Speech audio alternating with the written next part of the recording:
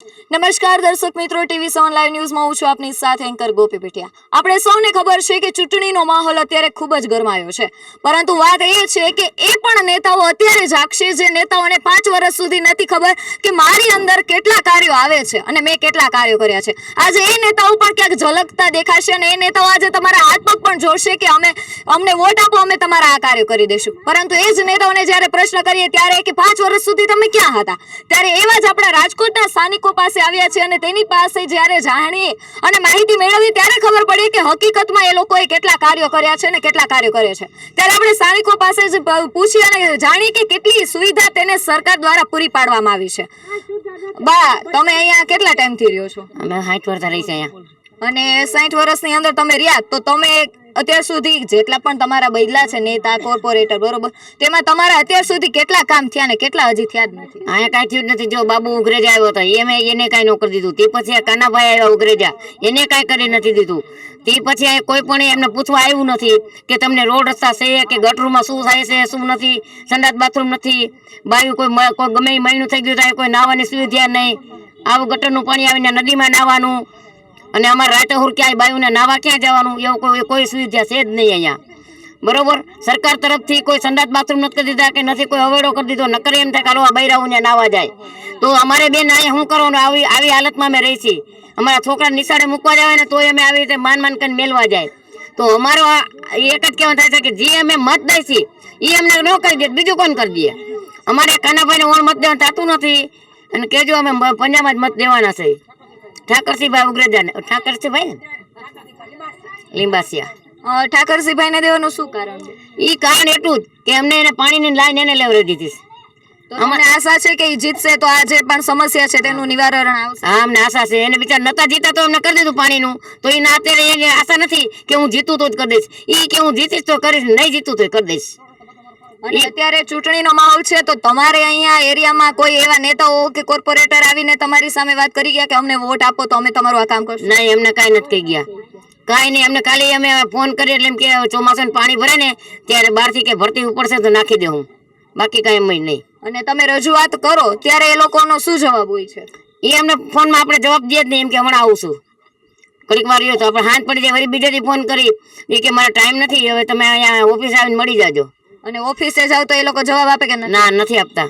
ત્યાં જાય તો કોઈ જવાબ ન દે અમને, તો અમારે તો આવી રીતે જ રહેવાનું રહ્યું બેન। જો અમારે ચોમાસું હોય તો ભલે, ઉનાળો તો ભલે, અમારા ઘરની આગળ તમે ખાલી ફોટા પાડી લ્યો, તમને ખબર પડે કે ના કેમ રહેવાય, કેમ આ જીવાય।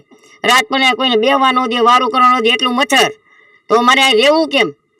અને અમારા છોકરા બિચારા નિશાળે જાય એ માંદા પડે, જો તારે વીવી છોકરા ઘરે બધાને બાયુને બધાને દવાખાના લઈને જાય ઝાડા ઉલટીના, ઉધરસ ને ઝાડા ઉલટી।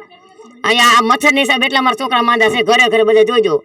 તો અત્યારે તમારા અહીંયા એરિયામાં કોઈ હોસ્પિટલની કે શિક્ષક માટે મતલબ શાળાની કઈ પણ સુવિધા કે કાંઈ નહીં। છોકરા નિશાળે છે માં મૂકવા જાય છે અમે, નાના અહીંયા કોઈ વસ્તુ જ નથી, આરોગ્ય કેન્દ્ર નથી, નહીં કાંઈ વસ્તુ જ નહીં। અહીંયા કોઈ પૂછવાય ન આવે તમારા છોકરા ક્યાં ભણવા જાય છે, અમને કોઈ કહેતું નથી તમારા છોકરા ક્યાં ભણે છે શું કાંઈ, અમે સરકારી નામ નખાઈ આવી। એટલે આમાં દેવું છે બેન, જો આ બોલે ને બોર વેચાય કાંઈ કોઈ નામ કરી નથી દેતા, સમજ્યા?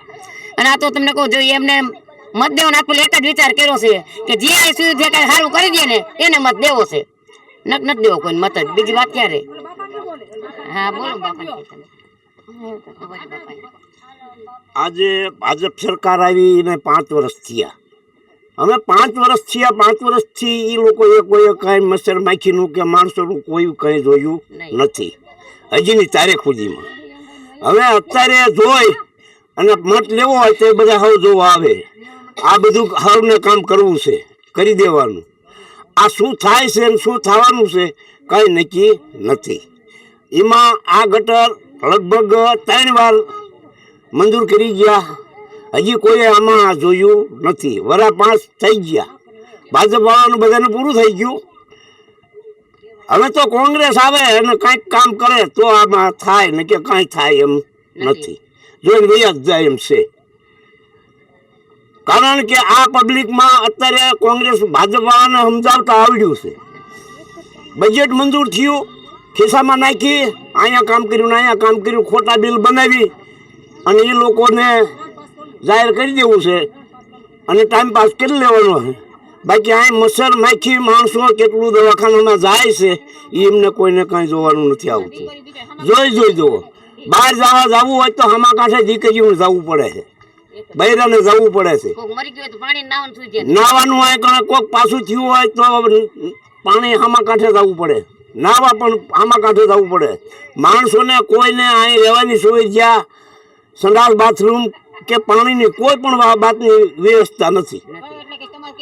અને કોઈ આવે તો મત લેવો હોય ત્યાં સુધી કે અમને મત દીજો, અમને મત દીજો, અમને મત દીજો. પછી બાકી કોઈ મત કોઈને દેતા લઈ ગયા. પછી કોઈ તમે કોણ ને અમે કોણ.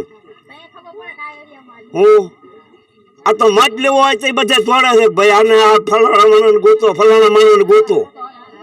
આ ગોતી મત લઈ, ફોન લઈને મત લઈ જવા છે કે મેં આમ કરી નાખશું, મેં આમ કરી નાખશું. કંઈ થાય નહીં. 5 વર્ષ કાંઈ જોયું નથી. આ 5 વર્ષ પૂરા થઈ ગયા. ખોટા બજેટ મંજૂર કરી ખિસ્સામાં નાખી હવે ઘીરે વહી ગયા. જો પંજાવાળાને જ મત દેવો છે. અને પંજાને જ મત આ ફેર દેવાનો છે. ભાજપ વાળો તો આ બાજુ ડોકાશું જ નહીં, આવવાનું જ નથી.